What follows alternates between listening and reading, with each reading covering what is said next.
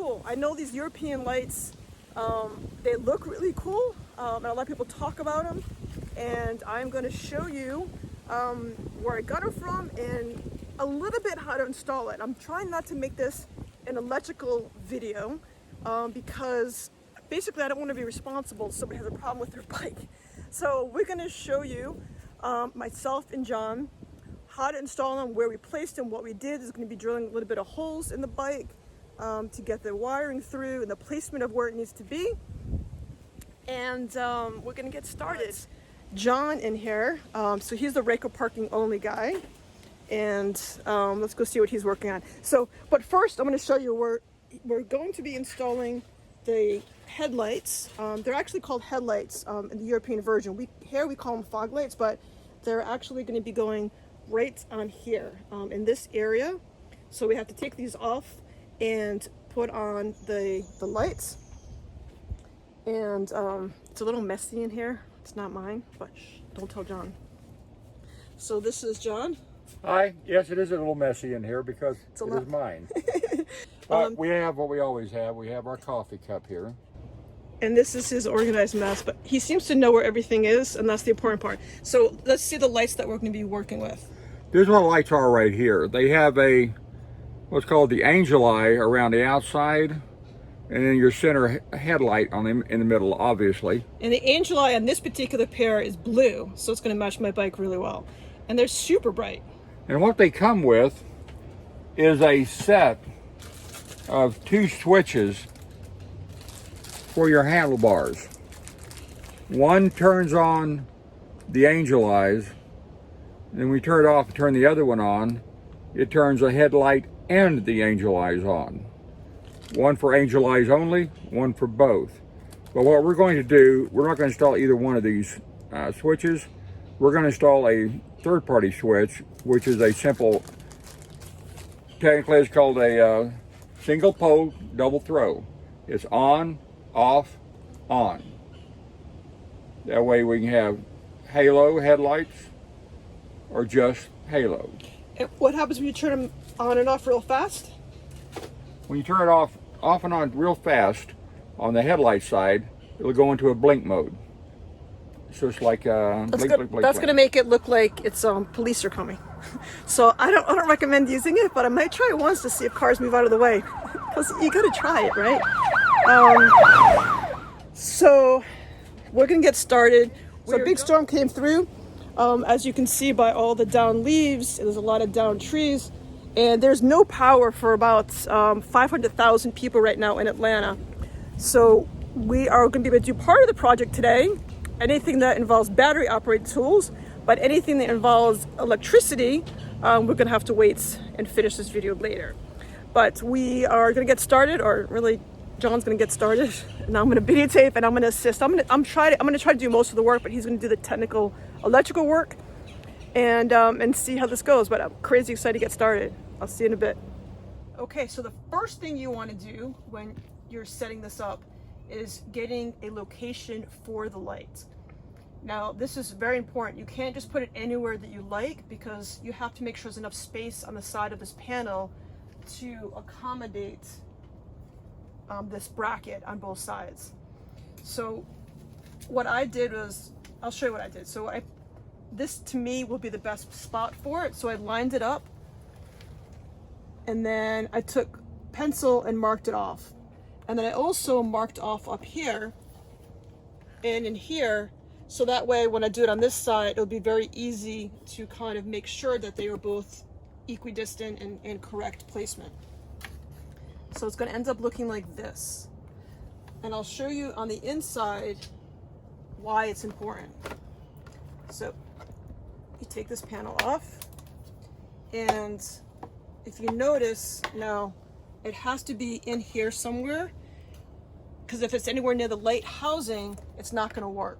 So you need to make sure you have this space right here to accommodate the bracket on the inside of it, because we're going to be drilling into the panel, and we're drilling twice, once for the holes and once for the bracket, and you want to make sure that this fits in there. So that's the number one thing you need to do, is get your placement done correctly.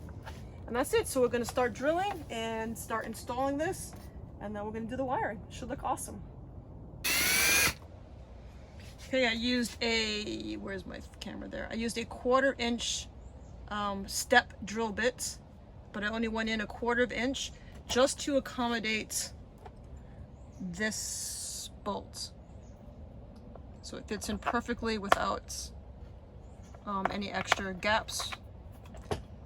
And that's the next step, to drill these 2 holes to accommodate these bolts.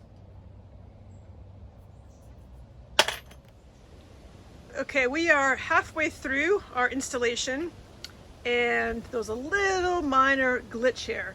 See if you guys can see the glitch that we have. If you notice, the one on the right is about, what would you say, John, inch, 2 inches off? An 1.5 inches. About 1.5 inches further back than this one. Now, I've got an aircraft electrician of what, 20, 30 years experience? 20 years experience. 20 years experience in the Navy. And I thought, this guy knows what he's doing. Now, why is it so far back, I ask? And here is John's explanation, or formal apology, I would say. Yes, this is my formal apology. Also, Okay, that doesn't have what to be the video. happened was, and it can be happened to y'all, I was using these little squares here on the inside. When I saw them, it was like, oh my God, makes a perfect reference point on both panels. And they do, as a matter of fact, make a perfect reference point to mount your thing. You can reference from them. So I counted back 1, 2, 3, 4, 5, 6 little squares, put my hole there, and it worked perfect. And I matched up with the other one. Well, unfortunately, this hole should have been up here instead of back there. So it's mounted 1.5 inches backwards. So how does the expression go? Measure twice, do the project once? Is that how that phrase I think goes? the phrase goes something like, don't get caught on video doing stuff like this. This is a, yes. This is not the best install. Mistakes were made. Tears were shed, I would say. Many tears were shed. Many beatings were given. Many swear words were said. Because you know what, guys? Once you put a hole in it, you can't unhole it. That's there. And now the problem is, because I've got a wrap on it, and now we're going to try to relocate it correctly. I think we can get it and still have it looking good. I mean, it's not going to be looking perfect as we want it to. No, it's but not. I think we're going to have it looking good and get this side mounted forward 1.5 inches. And it'll look good. So the moral of the story? The moral of the story, I'm going to have to pay for an airplane flight to Miami to fix this once it comes in. All right, guys, make sure you get your measurements right, and don't pull a John. Okay, bye. Okay, we are back now with electricity, and we have power back, so we have finished up the install of the 2 lights, and we had that little mistake that John made. Big mistake. So we plugged the 2 holes and then moved the 1.5 inches forward, so now it matches up with the other one. And they're on and they look good. We're just finishing up the wiring process of it, and I'll get back into that in a minute. The way I wanted them installed is they are not kind of coming directly at traffic, an incoming car. I have them tilted down a little bit, because unlike how they are in the European version, they are the actual headlights. So these are just I'm using them as auxiliary lights, as fog lights. So I have them pointed down just a little bit, kind of heading down. I don't want them coming right in someone's eyes. So it's interesting. I have a friend over in Amsterdam that her name is Allison, and she's actually going to send me a quick video of her lights on her bike in Amsterdam, and I'll put up a picture of those lights now. So and they actually look very, very similar, so it looks really cool. But in Amsterdam and other parts of in Europe, the lights are standard on the bike. It is a law, they have to have the lights on the bike, and the lights are considered their everyday headlights. And these are the LED lights, they're called, and these are the halogen lights. And these lights in Europe are the high beams only. So as soon as the light comes on the European lights, these lights come on automatically. These lights stay off, and these lights only come on if you flip the switch, kind of similar to high beam lights for us. So that's interesting how our lights are on all the time, and then I'm going to be using those to switch. Okay, so what we're doing now is we're going to be adding the switch to it. Now, the lights that come with it, they come with two switches. They go handlebar switches. I'll take it out of the package for you. I'll just edit it out. So these are going to go, and you need two. Unfortunately, the wire that they give you is very short. So you will need to buy some extra wiring to make it run all the way to your battery, because this is not going to cut it. So that is what we're working with. As you know from previous videos of mine, I like a clean handlebar. That's why I have my water bottle holder here. I really hate anything on there. All I have is a little cell phone holder, and that's it. So I didn't like the look of having this on the handlebar. So I thought, because I had John here, my electrician, that he would put on a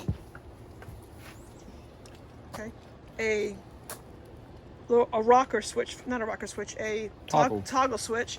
And this toggle switch is called what, John? An on-off on switch, or a double throw. A double throw. So now it's in the off position. If I wanted to use just the halo lights, I'll switch it one way.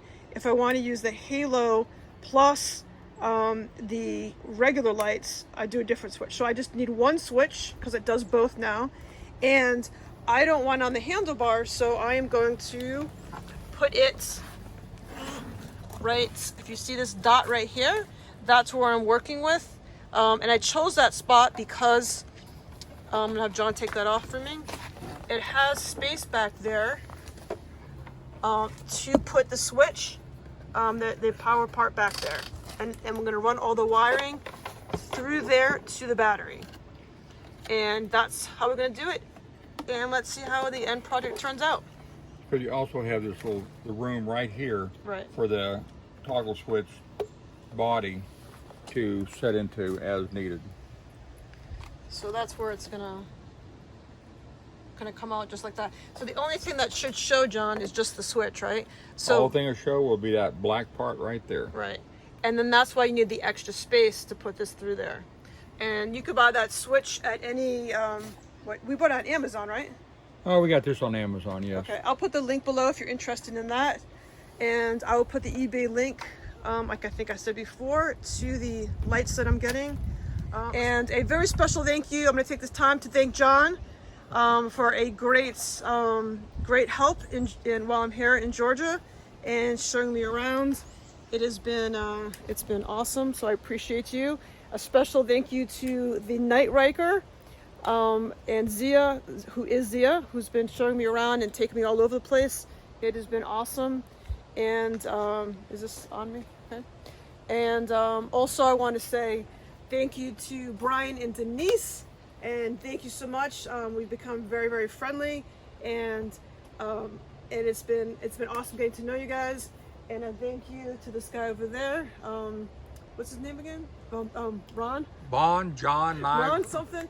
Ron has been awesome. He's a really good friend too. So I have made a lot of friends during my stay here in Georgia, and I want to thank everyone for taking me in into your Ryker family and your community. So thank you very much. Back to the bike, and I'll come back on and we'll talk a little bit more about the wiring and show the final product. And John, if you could show the instruction thing real quick. Show a picture of, so this is the wiring instructions that come with the lights. So, and here's your instructions here. I don't know if this is helpful or not, but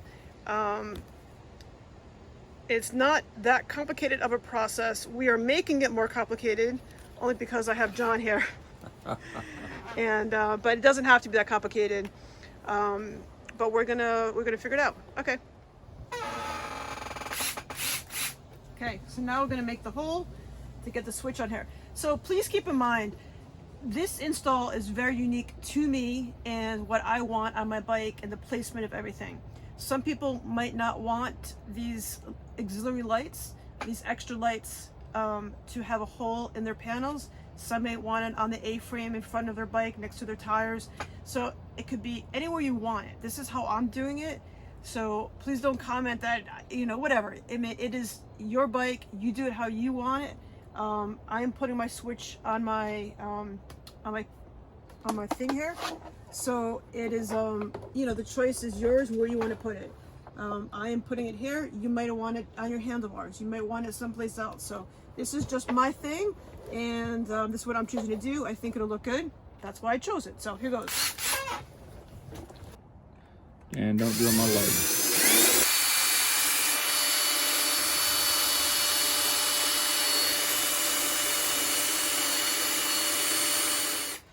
All right, so it is done. The lights are done.